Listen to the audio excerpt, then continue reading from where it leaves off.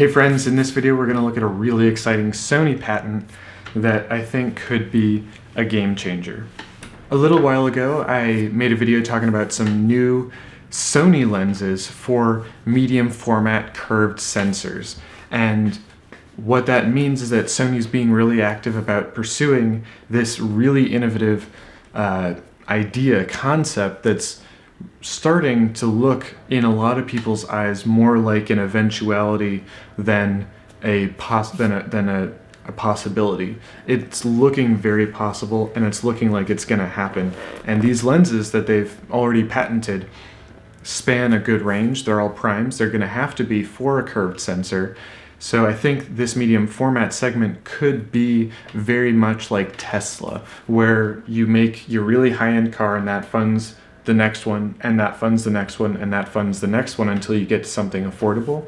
And so I think we could expect, if this medium format curved sensor thing actually happens sooner than later, that in the next 5 to 10 years we could see from this one thing something like a 1-inch curved sensor that has much higher performance into the corners. It completely changes the way that photographers, very serious photographers, are looking at making images, and the way that very serious lens manufacturers are looking at making lenses, because they require so many fewer optical elements. It's a much easier lens to make in terms of production, in terms of optical elements you need to make that image. So I think this is going to be a really big deal. Now, what the patent is an 8-pin mount connector. The current E-mount system uses 10, the GFX50S uses 12.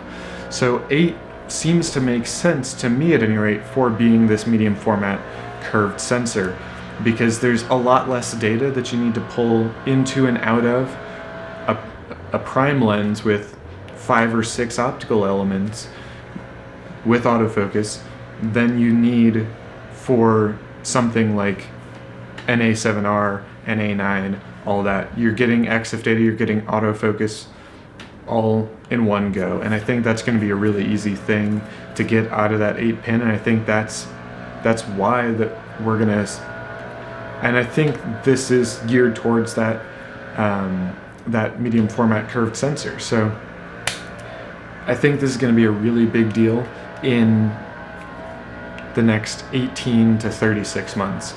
And I know that's a little bit broad, but I think we're seeing these patents now because they are developed to a point where they know exactly what it is, they know exactly how to do it, they just need to figure it out properly.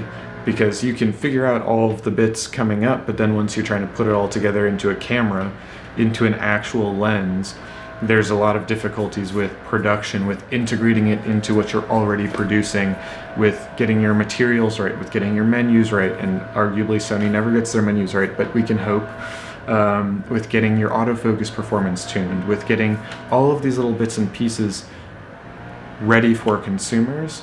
That's going to take a while, and camera bodies typically have, just like lenses, have a 2 to 3 year process that they have to go through to kind of come to the market.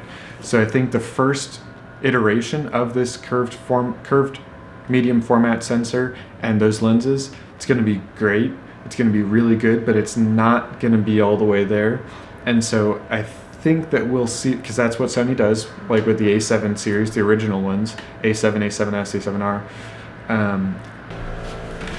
That's kind of how Sony does their product development. So I think we'll see it soon. That's why I want to lowball at 18 months.